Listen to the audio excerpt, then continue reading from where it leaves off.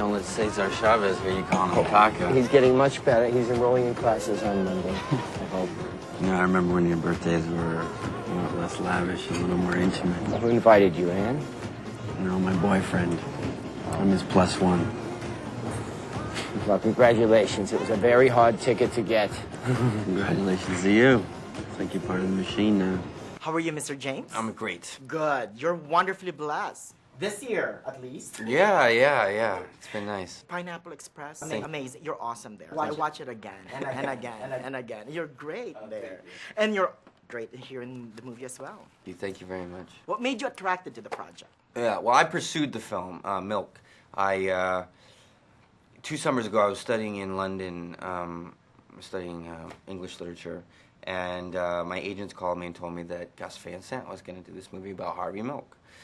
And, you know, I've always been a huge Gus Van Sant fan, even, you know, before I started acting. I just loved his movies. And so I did a little research on Harvey Milk and found out who he was and everything he accomplished, and I was actually shocked and sad that I didn't know more about who he was, especially growing up in the Bay Area, like 45 minutes. Shame on you. Well, nobody taught me. Okay.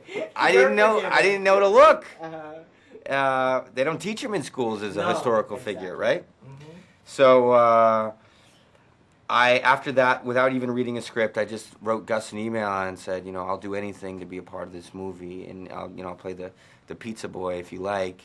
And fortunately, he gave me a better role. I didn't have to play the pizza boy, so I'm so proud of the movie and just happy to be a part of it. Can I just tell you?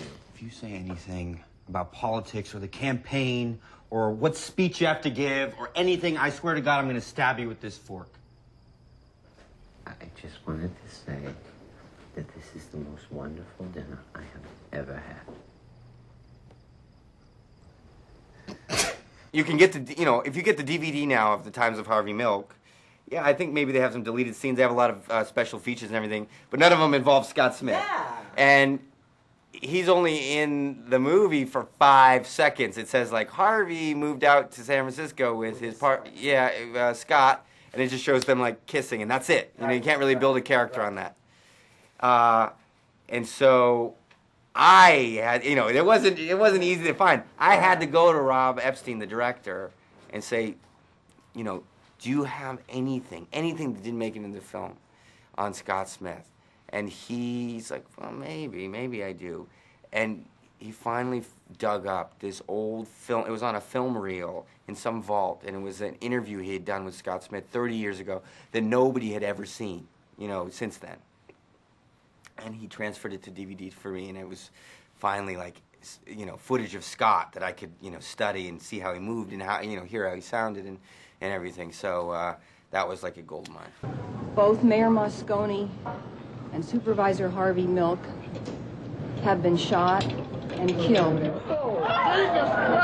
What's the ultimate discovery you found about the man?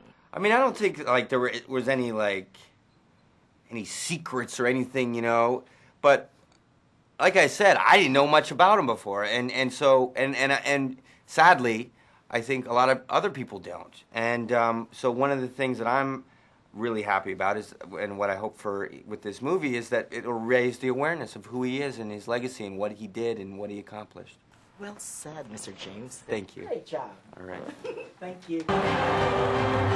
Without hope, life is not worth living. You gotta give him hope. You gotta give him hope.